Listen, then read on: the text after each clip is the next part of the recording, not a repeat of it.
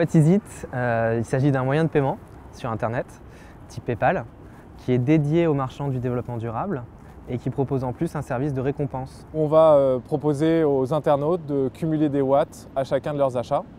C'est-à-dire qu'à chaque fois que les consommateurs vont payer en utilisant le moyen de paiement What is it, avec leur carte bleue, ils vont gagner des watts. Et le watt, c'est quoi? C'est une monnaie qu'on a créée avec Étienne, qui est agréée Banque de France et Banque Centrale Européenne, qui est indexée sur l'euro. Un watt égale 10 centimes d'euros en valeur d'achat. On ne se connaît pas au départ, hein, comme tout le monde, on se rencontre. C'est une belle histoire. En fait, Étienne, maintenant, c'est un bon ami.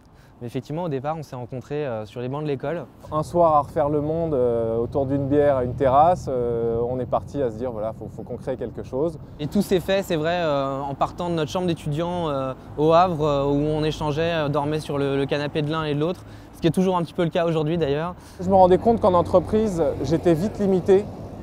J'avais envie de faire beaucoup de choses. Et dans une société, on est vite bloqué dans une spécialité, on nous spécialise.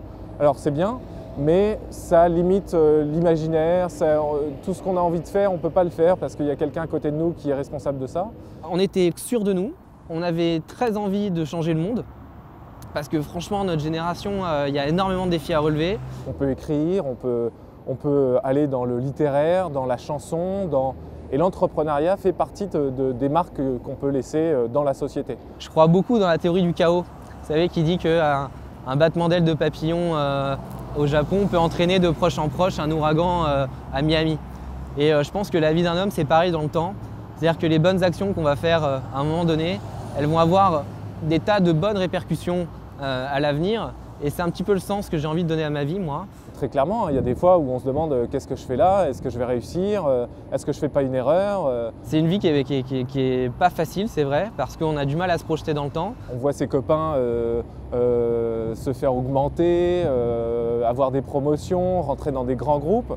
Donc c'est vrai que des fois on a un peu peur et la famille est là pour ça. On a choisi de faire ça parce qu'effectivement nous on a ça dans le cœur.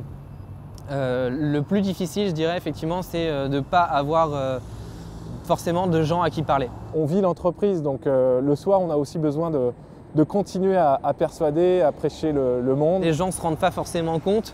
Quand on est dans une entreprise, on porte des projets, mais avec une équipe, avec toute une dynamique qui était là avant même qu'on soit là. C'est comme dans le sport.